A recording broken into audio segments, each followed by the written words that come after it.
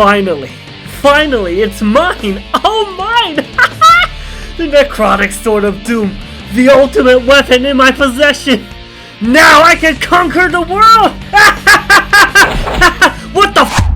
Hey, what's good everyone, I'm Mog, and in this video we're going to be taking a look at Adventure Quest Worlds to see how it's doing, if you should play it, and an overall review of the game. So what's Adventure Quest Worlds about? Now, if you played Adventure Quest Worlds back in the day along with Adventure Quest, Dragon Fable, and maybe even MapQuest, Adventure Quest Worlds is still very much a storytelling MMORPG. While the game has changed quite a lot, the story still goes on even till this day with plenty of frequent updates. Even though Adventure Quest Worlds appears to be a story-driven MMO with easy gameplay and cartoony themes, Adventure Quest Worlds can actually be extremely hardcore and grindy. So without wasting any more time, let's move on to content. When it comes to content, Adventure Quest Worlds is like a vast ocean placed inside of a perfume bottle.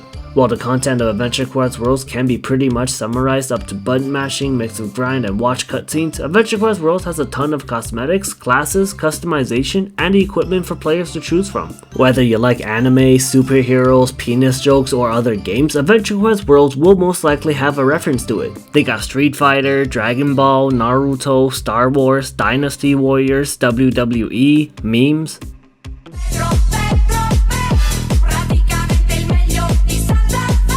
and many others I'm probably wrong about. Gameplay. When it comes to gameplay, Adventure Quest Worlds can be very repetitive from beginning to end. While there are some complex and intriguing mechanics and boss challenges and classes,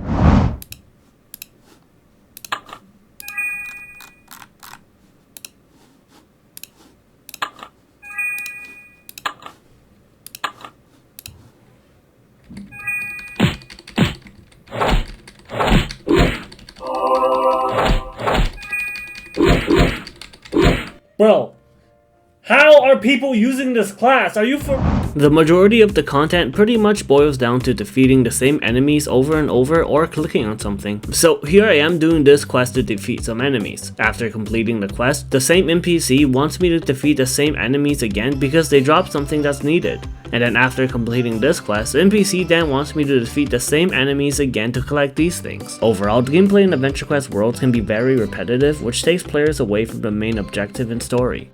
Performance. When it comes to performance in Adventure Quest Worlds, there's really only two ways to put it: multiplayer and single player. In single player, Adventure Quest Worlds runs smoothly, showing off many flashy cool animations. However, in multiplayer, the animations are about as effective as breeding a female chihuahua with a male horse. While the game can still run on the intended purpose with animations turned on in multiplayer, depending on the area, it can be extremely laggy and unresponsive. Progression. When it comes to progression in Adventure Quest Worlds, it can be extremely tedious if you dislike reading loads of text. While the story itself can be very exciting like the Darkon Saga or the 13 Lords of Chaos, the way the story presents itself is very outdated as majority of the interactions are done through text bubbles. It's just not enough to get the player's attention, especially if they hate reading or having to sit through loads of repeating quests. Personally, I think the bare minimum for today's standard in a storytelling MMORPG should at least include some voice acting, especially for the intense moments.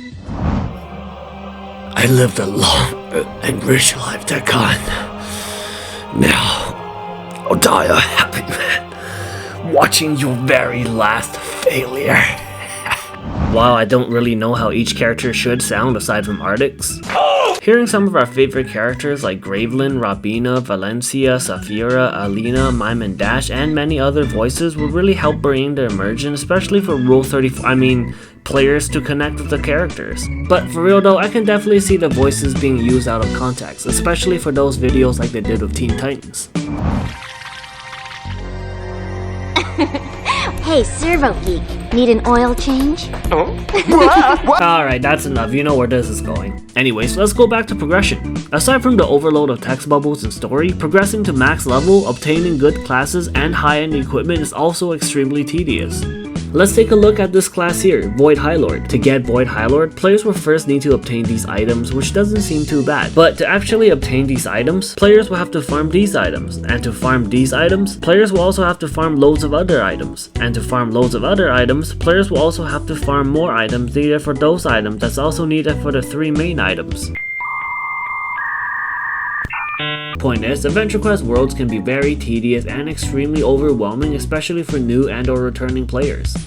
Story. So before getting into the story, there will be spoilers, so if you don't want to find out what happened, skip to this point.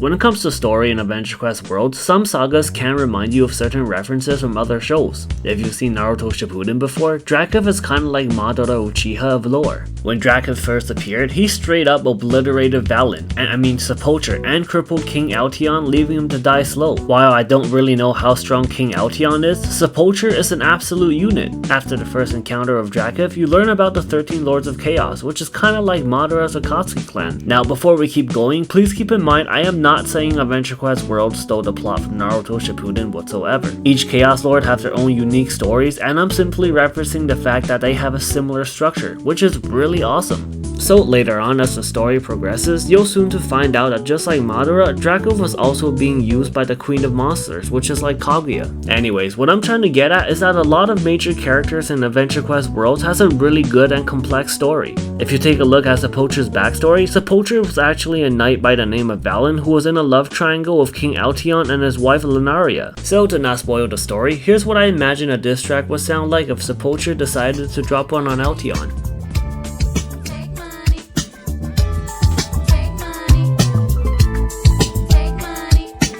First off, Altion, your kingdom's trash. Really want me right now, and I whoop your ass. You claim to be a ruler, but I smashed your wife. We even had a daughter just to haunt your life. Okay, but for real though, should you play Adventure Quest Worlds? While the game is extremely grindy and quite behind in a lot of ways compared to the modern day MMO, Adventure Quest Worlds is a special type of game that tells amazing, captivating stories through mediocre gameplay. To give you a conclusion on whether you should play it, I would say yes. While the gameplay is pretty meh, the story and rare equipment is what really drives you to play. Anyways, thanks for watching and I hope you give it a try.